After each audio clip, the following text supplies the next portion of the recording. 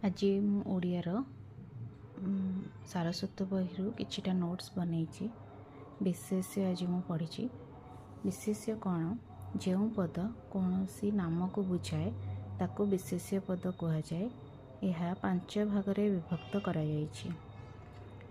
प्रथम है नामवाचक बा संज्ञावाचक, सेकेंड है जातिवाचक, थर्ड है वस्तुवाचक, फोर है गुणवाचक बा अवस्थावाचक, फिफ्थ है क्रियावाचक।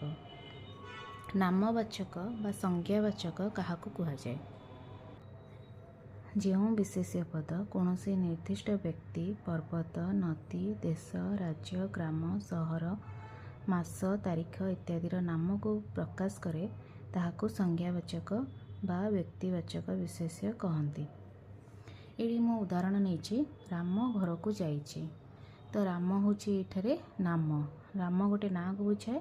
तो यहाँ है नामवाचक बा संज्ञावाचक, नाम भी संज्ञा भी सेम। सेमती सोमवार राधा आम घर को आसब। तो ये सोमवार गोटे ना, गोटे बारर ना, तो सीटा है सोमवार, सोमवार है नामवाचक।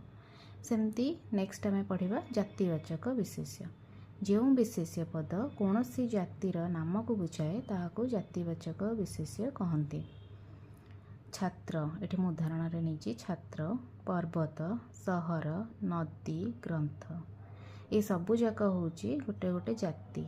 छात्र किछि पिलांकर ये को लेकिन छात्र, तापरे पर्वत बहुत सारा थी से माने पर्वत गोटे जाति को बुझाऊँ। सहर से बहुत सारा सहर तार जाति को बुझाऊँ। सेमती नदी, ग्रंथ।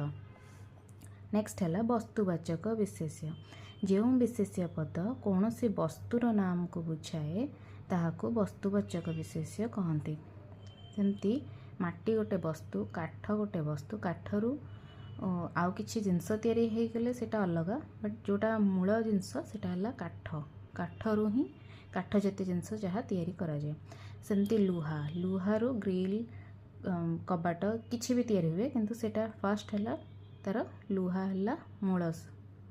एमती पानी, कोयला, एतिक मो उदाहरण रे नहीं। नेक्स्ट है आमे पढ़िबा गुणवाचक विशेष्य। सेटा है निर्दिष्ट गुणर नाम बा अवस्था बुझाइथिबा विशेष्य पद को गुणवाचक विशेष्य कहती।